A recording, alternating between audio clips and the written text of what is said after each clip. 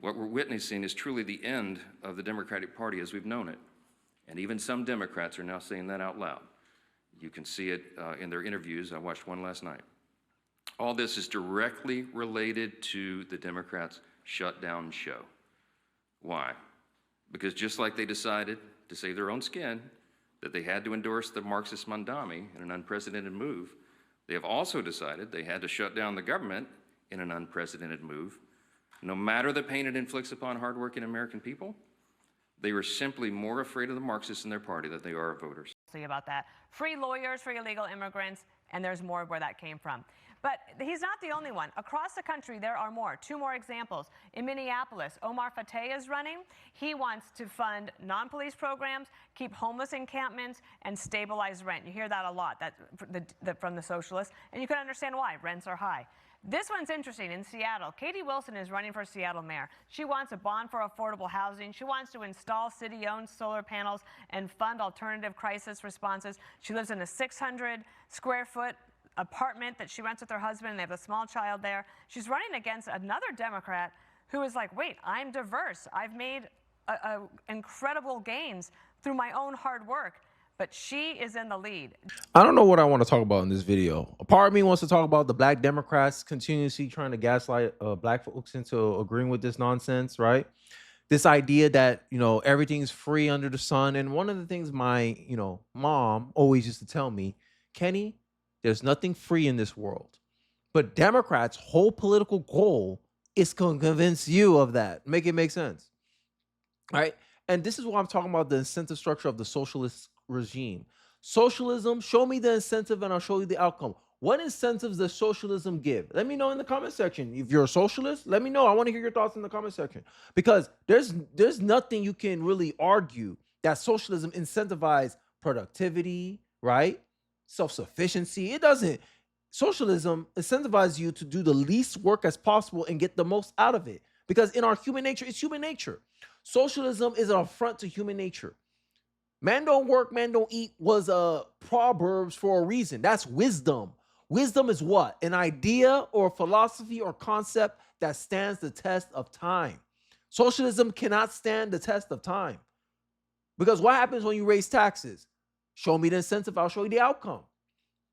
And this is something that many conservatives point out, like Thomas Sowell, the person I look up to, the economist. One of the things that really gravitated me towards Thomas Sowell was this quote that he said, talking about behaviors. Socialists are socialists because they don't understand human behavior. When you raise taxes up 50%, you don't increase the revenue of the government by 50%. You lose the government money by 50%. Why? Because you created an incentive structure that drove your most productive people away from your city. Because at the end of the day, you can't get over human self-interest. And human self-interest, if they know, hey, I can do EBT, I can do food stamps on someone else's dime, what you're incentivizing? You're incentivizing the person, oh, I could buy all these junk food, I could buy all this food because it doesn't cost me anything, right? You're incentivizing overeatingness, overconsumption. But if it was coming out of that person's own pocket, you think he'll be buying all that food? No. He'll be more responsible for the money because he knows he has to be the one to pay for it. He knows his labor will have to be the means in which it's used to purchase those items, to consume those items. But if it's on someone else's dime, you're more reckless. You incentivize recklessness.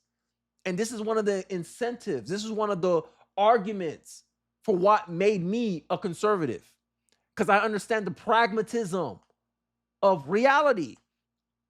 Your laws have to be built in a way where bad actors can't use and abuse the system. That's what makes me a conservative. And liberals are too open with this because liberals essentially use government benefits like a bribe.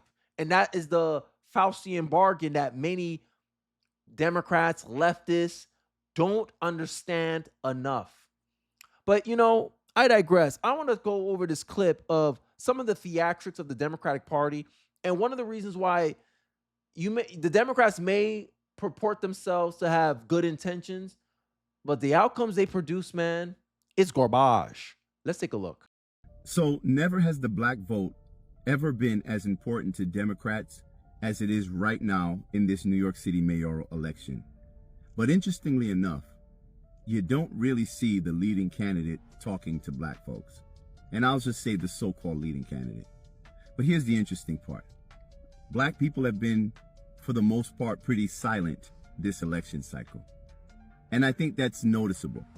And I think one of the reasons why they've been so quiet this election is because they're starting to realize, we are all starting to realize that our collective interests have been wholly ignored by Democrats. And especially the ultra progressive wing that we see that is taking over the Democrat Party.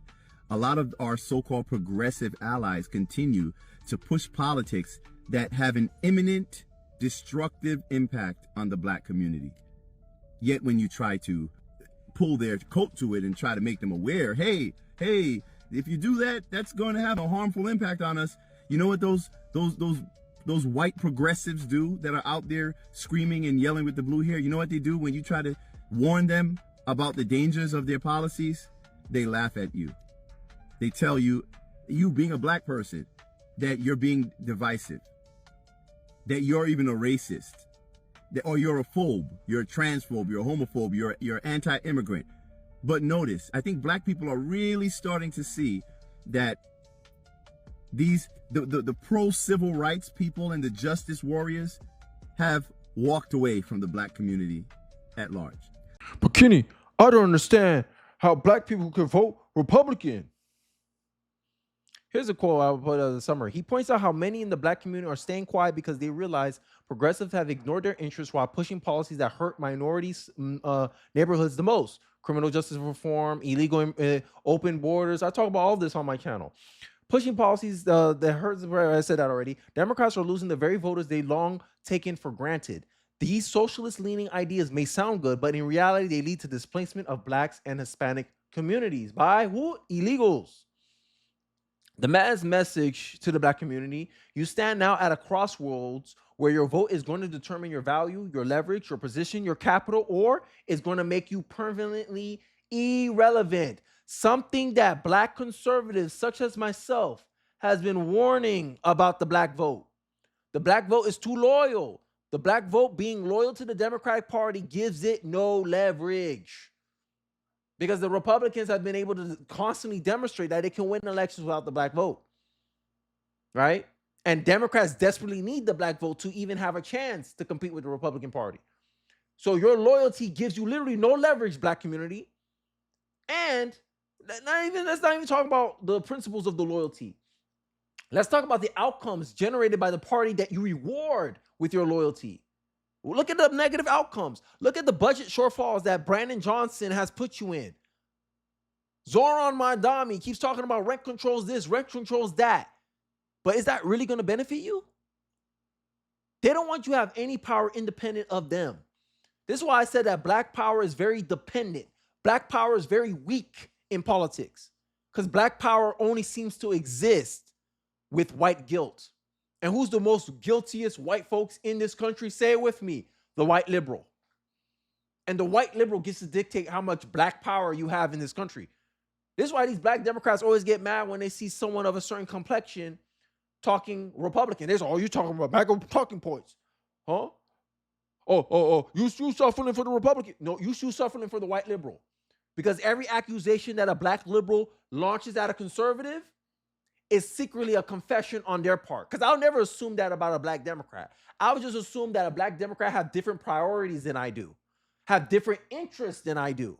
That's how I would view a black Democrat. But it seems like as a black conservative, I view black Democrats with more respect than a black Democrat views me.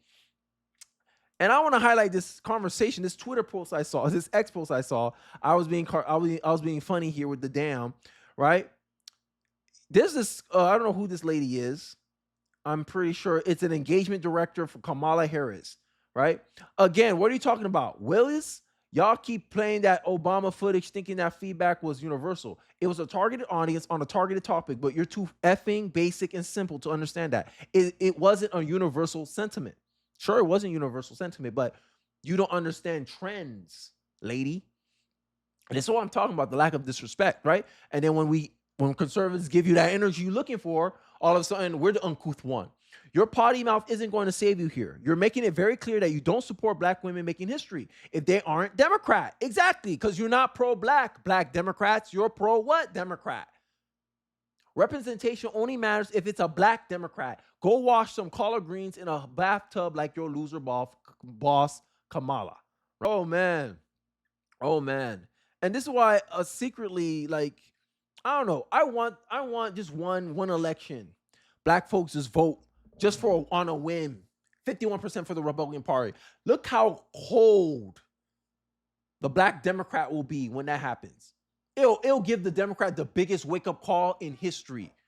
They'll turn all this woke BS real quick. And that's why I said, black community, don't stay quiet. If you feel like your vote, if you're a black Democrat and you feel like your vote is being taken advantage, express it online. Don't be mad about it. Because secretly, I think a lot of these black Democrats know what happens if they speak out. They're scared of the name calling they give black conservatives. You're cool, Uncle Tom, sell out, you vote against your best interest, you're ignorant, you're dumb, oh, you're believing in misinformation. Trying to gaslight you to stay on your side, on their side. And then they get mad when black conservatives make the correlation that black Democrats are like the house Negroes and the black conservatives like the field slaves trying to leave the plantation, right? They hate that kind of storytelling that the black conservatives always point out, that the Democratic plantation, they no longer can physically enslave you, but they mentally enslave you. You express an opinion that goes against the Democrat orthodoxy. Oh my God, you're voting against your best interest. Says the people that are for open borders, which threatens the political position of the black vote. But yeah, you vote against your best interest if you like Trump's immigration policies. Make it make sense. Can't argue on the policies. This is why they focus so much on culture. Moderate Democrats are desperate, on their knees, begging the Democratic Party, focus on the issues, focus on the economic issues. This is where you have a chance. Centrists, left-leaning centrists that don't want to agree with Trump are saying, Democrats, please focus on the issues. And what Democrats are focusing on? Cultural crap. The genius with Trump is he focuses on the cultural and he's impacting you on the important stuff. Seal the border, but we're talking about this issue over here with the woke BS. Let's work on crime, but let's talk about how men shouldn't be in women's sports. Trump can do both. Democrats, they seem to only focus on the cultural stuff because that's the only way they feel comfortable attacking Donald Trump on. Because if you try to attack Trump on the issues, Trump will actually look sane because he might have a point on some of the issues, like the tariffs. Very clearly this upcoming meeting. I mean, you're talking about the two largest economies in the world, Mohammed. I mean, what's at stake here? A lot. And I think if you look more broadly, what the U.S. has achieved on tariffs was something that most economists didn't think was going to happen. We thought that there would be massive retaliation against the U.S. There hasn't been. Europe, the UK, a number of Asian countries have all signed framework agreements. The only outstanding ones are India, Canada, and China, and there's clear progress on China. Secondly, we're collecting a lot of tariff revenues. On an annual basis, we're now looking at $300 billion of tariff revenues. Third, the impact on inflation has been limited. So if you look at what people have been worried about, the U.S. has gotten to a fairer trading system without the disadvantages that people thought would materialize. Now it's Yeah, that's enough out of him. But you see his point. Oh, it didn't happen the way we thought it would happen. Yeah, because you're not taking into account multiple factors that goes into someone making a decision. People coming in here not taking into account how Trump changes up the game, essentially, when it comes to deal making and all this stuff, because they're always comparing against patterns. And that's one of the reasons why I don't value the education piece as much. I don't care if you have a PhD and all this stuff. You've been taught to think in a very conventional way about things, and you're trying to predict the patterns of an unconventional president. Make it make sense. Make it make sense. This is the media for you, right? Pretend that they know what's going on, and then when the thing goes opposite to what they predict, they backtrack and say, oh, wait, we got to wait long enough. But this is why the Democrats don't want to talk policy, because Trump has angles. Trump has things that is working in his favor. And it's harder to spin that and make Trump look like look like he's crazy when there's some positive benefit that's coming from the policies he's putting out. Tariffs is actually generating us revenue. Hey, these tariffs actually help us have fairer trade agreements with other countries. How is that a loss? How is that a net negative for America? Make that argument, Democrat. You can't. But calling Trump Hitler, fascist, and all that stuff, that's easier to do than actually deal with the actual issues. And this is something I'm trying to wake up black folks to. Actually, all Americans, but specifically black folks. Because in my honest opinion, I'm going to be open with you. Politically, I don't like the fact that black people vote overwhelmingly for the Democratic Party. That's just me, right? Because people, I know pattern recognition. People will see me, they automatically will assume I'm left-leaning until they hear something they don't like. And this is the funny part. This is why I'm tired of the surprise face, Pikachu face, when someone finds out, oh, Kenny, you voted for Trump? I'm tired of that. It should be like, hey, I'm interested in why you voted for Trump. White people don't have this problem. Oh, maybe white people do have this problem. You know, these white liberals, they want to pretend they're so much better than you, right? But when black people are calling out their policies and the negative results to their people, right? They want to downplay it. They want to excuse it. They want to dismiss their concerns. And this is why I'm saying there's no leverage in the there's no leverage for the black vote to be relevant, being loyal to the Democratic Party. I see how it benefits black Democrats, but it doesn't benefit black America. Black America's political interests and political power is not aligned with the interests of black Democrats. I don't make that argument every day of the week and twice on Sunday. Democrats have no incentive to change anything of the current circumstances of the black community, because if the black community stays the same in its current iteration, they're guaranteed to get 70 to 90% of your vote. What incentive do they have to change or do anything for you? Answer that in the comment section for me if you disagree. You say it's not about race, Congressman, but for some people, it certainly is. For guys like Gavin Newsom, when he's doing a NBA podcast hosted by two black guys, boy, man, I got to tell you something. It's a remarkable phenomenon. Something just seems to change in a elitist, white, left-wing lib when they're talking to a black audience. See if you can spot the difference in the way that Gavin Newsom talks here. But also, you know, it was also about paying the bills, man. And it was just like hustling. And so I was like out there kind of raising myself, turning on the TV, started, you know, just getting obsessed, you know, sitting there with the, you know, the Wonder Bread and 5 stacks of, it's like the White Stack 5 story. Come on. Macaroni and that's all it takes. Macaroni and cheese, right? I eat watermelon too, or I like fried chicken. What was that one I used to do in my videos? Hillary Clinton, I got hot sauce in my purse. Hey, Hillary, watch out. They're gonna say you're appealing to you black people again. Is it working? That's all it takes to get 70% plus black vote. When are black people gonna demand more? When are black people gonna be like, no, I need to see the receipts. I need to see the results. Oh, hey, 27 out of the top 30 crime-ridden cities are run by Democrats. Black people are disproportionately affected by violent crime. Hey, man, Democrats, what y'all gonna do about this? Oh, wait, what? Crime is not a problem in Chicago? Oh, wait, you're fighting Donald Trump about deploying the National Guard, which will help black neighborhoods who are riddled with crime to be safe? A positive outcome for your community, and what? You don't want it because Donald Trump is the one offering it.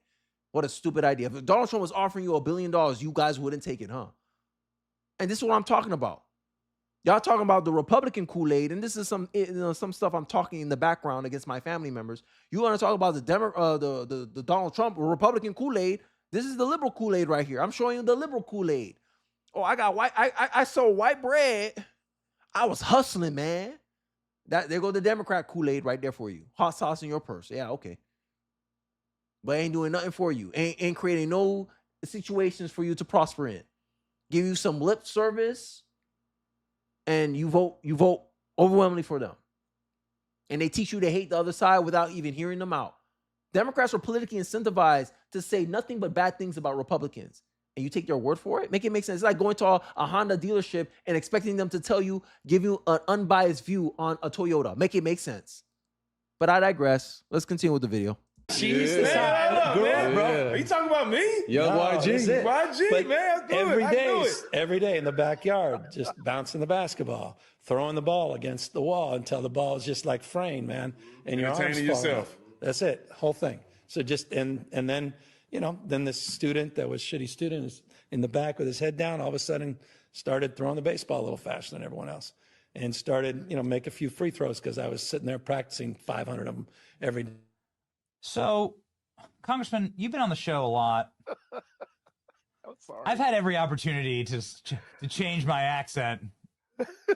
I'm also raised in Iowa. Let me tell you. And this is one thing that I think Black Democrats, they don't understand about conservatives in general, is that we don't switch up just because of the skin color of the person we're sitting around. Like we don't feel the need to, like, I don't know what it is. Like, be fake, I guess. Play this performative game. And this is why I said the Democrat Party is the party of theater kids, in my estimation. Let me know if you agree with it, disagree with it in the comment section. I honestly believe this. I believe Democrats are the party of theater kids. If you're a theater RC kid, yeah, the Democrat Party is your party. Because they act like, Jasmine Crockett, she's not from the hood, but she act like she's from the hood, right? That's a perfect actor right there. Jasmine Crockett. You don't believe me? Okay, look up her history. See what school she graduated from. See where she grew up at. And you're going to tell me she's from the hood? Okay. Yeah, okay. I'm more hood than Jasmine Crockett. Hey, I mean, I sound it, but I grew up in the hood. I grew up in an immigrant household. They ain't taking the saggy pants, talking improper English. They don't have that in my household. But hey, I grew up in the hood though. All right? But this is the Democrats, right? Because they don't got no policy to sell you. They don't come on.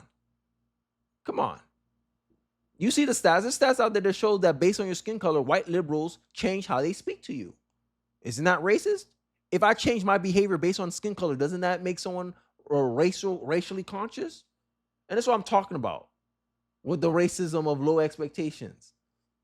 Oh, black people don't care about no actual policy. All you got to do is cater to them. And they'll vote for you hook, line, and sinker. That's what Democrats actually believe.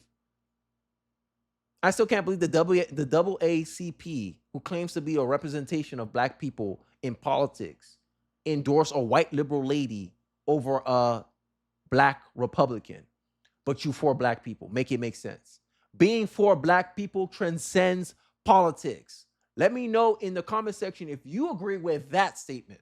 And if you don't agree with that statement and you're a so-called black person, then you're just pro-political. You're just pro-politics over your skin color. That's it. And that's why I find laughable about a lot of these so-called pro-blacks. These so-called pro-blacks are actually secretly pro-Democrats pretending to be pro-black. But I know I digress. I'll leave it off right there. I think I ranted enough about the inconsistencies of these race-first people. Let me know your thoughts and perspective in the comment section below. Do you like what commentary that I have? Do you disagree with the commentary I have? I'd like to hear your comments and your concerns and your opinions in the comment section below. Don't forget to like, comment, subscribe. Please share this video if you're so kind. It really does help me on the algorithm. And I'll catch you guys on the next one. Peace.